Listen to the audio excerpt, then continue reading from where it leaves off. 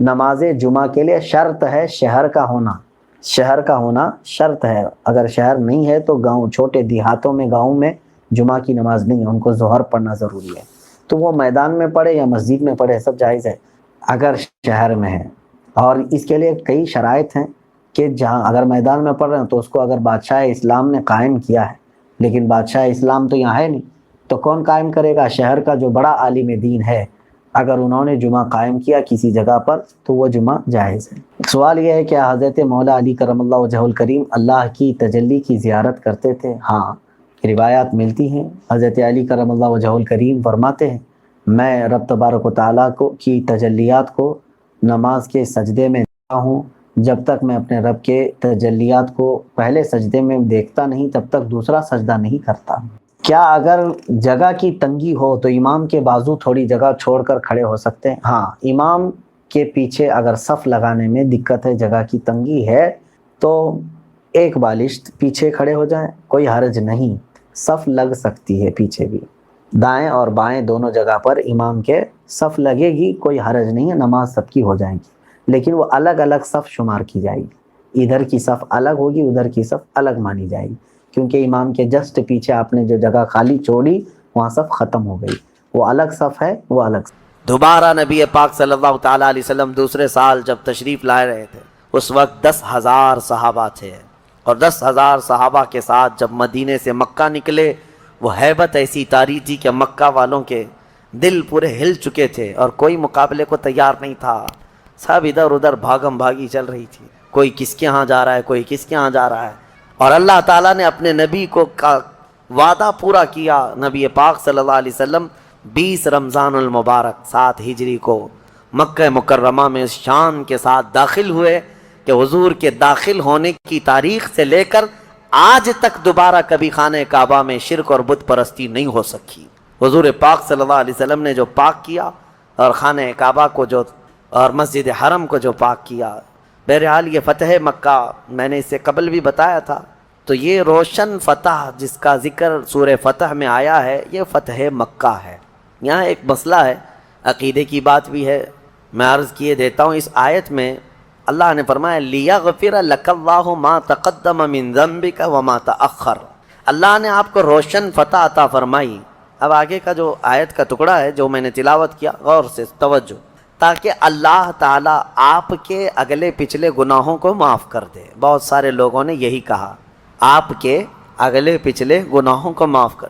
Market میں ملنے والے بہت سارے قرآن کے ترجمے ہیں، ان میں اٹھا کر دیکھو تو یہی ترجمہ ہے، اے رسول آپ کے اگلے پچھلے گناہوں کو اللہ تعالیٰ معاف کر دے، اس لیے روشن فتح عطا کی تاکہ آپ کے اگلے پچھلے گناہوں کو معاف کر دے۔ ترجمہ کرنے والوں سے کوئی یہ سوال کرے کہ بھائی بتاؤ تو صحیح، آپ کے رسول کے اگلے گناہ کون سے تھے، پچھلے گناہ کون سے تھے جس کی معافی کا اللہ نے یہاں بیان کیا ہے؟ جبکہ عقیدہ تو ہمارا یہ ہے کہ نبی معصوم ہوتے ہیں، اور میرے آقا تو سید المعصومین ہیں، تو کون سے گناہ ہیں؟ اسی لیے ہم کہتے ہیں نا، ہر کتاب کو اٹھا کر پڑھ لینے کا نام علم نہیں۔ ہاں، جیسے آج گوگل کے بہت سارے شاگرد ہیں بیچارے، گھس جاتے ہیں کسی میں بھی، تمہیں اگر کہیں لکھا ہوا دکھ گیا اسلام تو یہ ضروری نہیں کہ اسلام ہی ہے، یہاں تو ہزاروں رہزن ہیں لباس خضر میں۔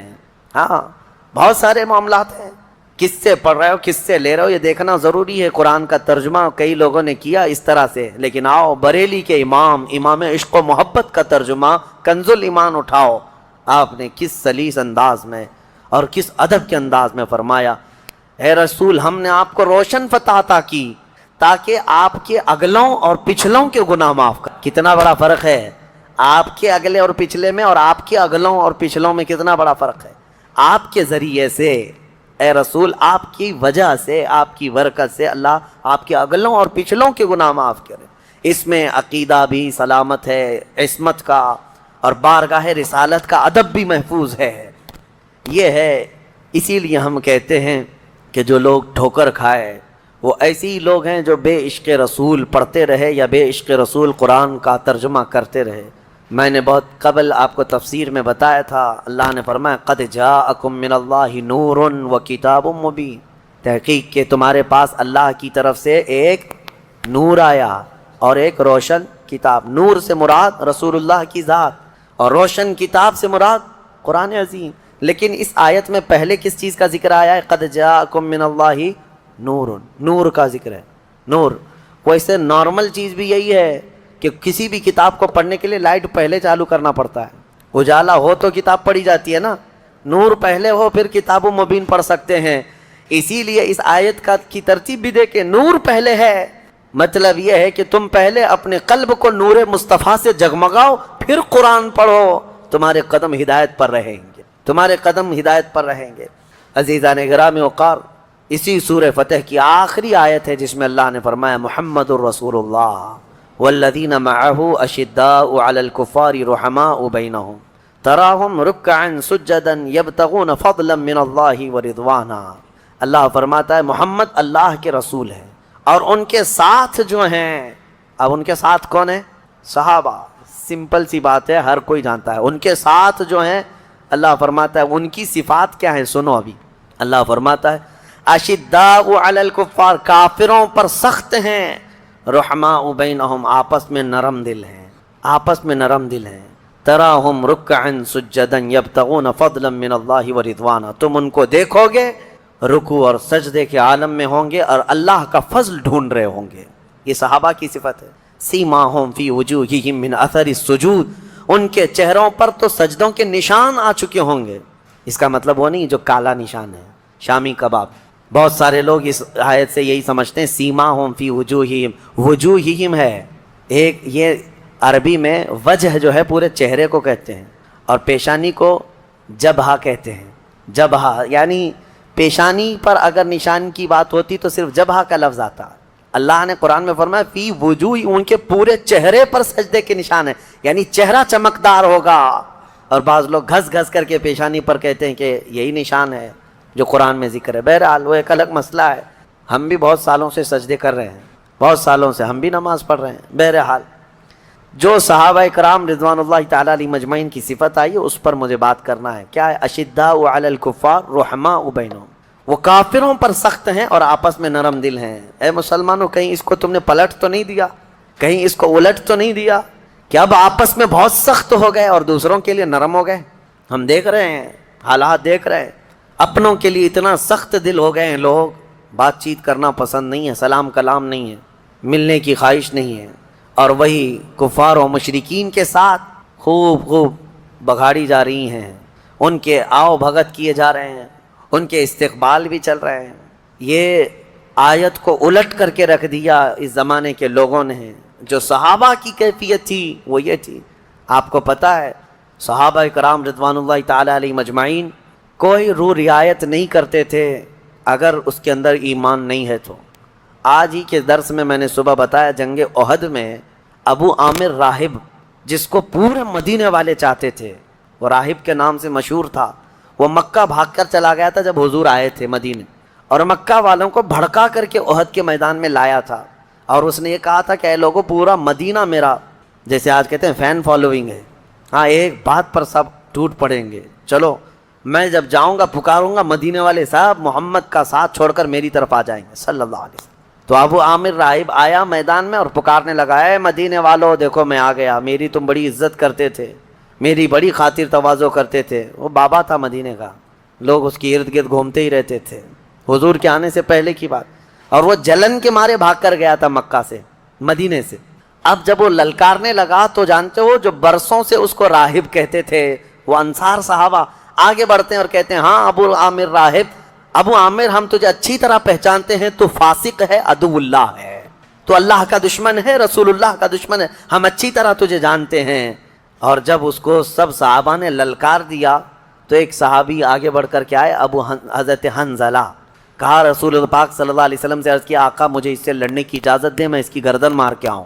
جانتے ہیں یہ حنظلہ کوئی اور نہیں، اسی ابو عامر کے بیٹے ہیں، سگے بیٹے ہیں، جو للکار رہا ہے میدان میں۔ حضور نے اجازت نہیں دی گردن مارنے کی، کہا مناسب نہیں لگتا کہ تم بیٹے ہو اور اپنے باپ کی گردن مار دو۔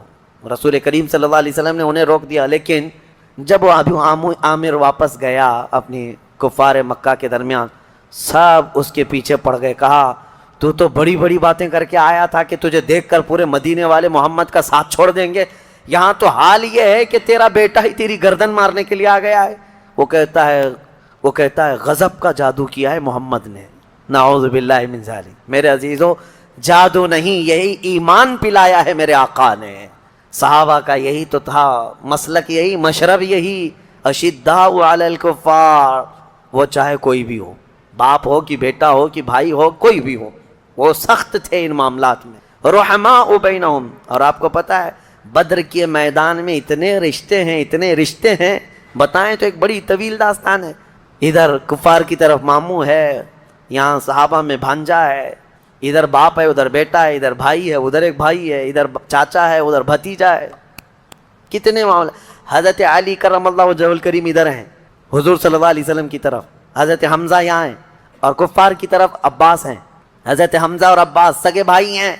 حضرت علی کے سگے بھائی عقیل بن ابی طالب، وہ بھی کفار کی طرف سے آئے۔ کتنے رشتے بتائیں آپ کو۔ یہ اور بات ہے کہ یہ لوگ بعد میں اسلام لائے ہیں، ابو جہل حضرت عمر فاروق کا ماموں ہے، ادھر حضرت عمر ابن خطاب ہیں ادھر۔ یہ صحابہ نے یہ دیکھا ہی نہیں کہ ہمارا ان سے کیا رشتہ ہے، انہوں نے صرف یہ دیکھا ہے کہ اگر نسبت مصطفیٰ نہیں ہے تو یہ ہمارے کچھ بھی نہیں لگتے، کچھ بھی نہیں لگتا۔ اشداء علی الکفار، یہ صفت تھی۔ اب اس کا مطلب یہ نہیں ہے، بعض لوگ یہ سمجھتے ہوں کہ سختی کرنے کا مطلب کیا ہے، ہم جہاں رہتے ہیں کفار و مشرکین سے ہمارے معاملات ہیں، آپ تجارت کریں، اخلاق کے ساتھ رہیں، اچھے ویوہار کریں، ٹھیک ہے، لیکن اس کا مطلب یہ نہیں ہے کہ تم جو ہے مومنین کو سائیڈ لگا دو اور ان کی طرف نظر بھی نہ کرو، اور تم یہ کہنے لگ جاؤ کہ نہیں یہ لوگ تو اچھے ہیں، یہ لوگوں کے ہاں یہ معاملہ اچھا ہے۔ میں حضرت ابو حازم رحمۃ اللہ تعالیٰ علیہ کی کتاب میں ایک حکایت پڑھ رہا تھا، میں نے فجر کے درس میں اس کو بیان بھی کیا تھا، بڑی حیرت کی بات ہے۔ اسی لیے کفار و مشرکین کی کسی چیز کو آپ تعریف میں بھی مت لو۔ مکہ مکرمہ میں حج کے دوران ایک شخص کا انتقال ہوا تو اس کو دفن کرنے کے لیے جہاں لے گئے وہ ایک عالم کی قبر تھی، وہ کھودی گئی، وہ لوگ جانتے تھے اس کو تو، لیکن وہاں وہ عالم نہیں تھا، ایک خوبصورت لڑکی سوئی ہوئی تھی قبر میں۔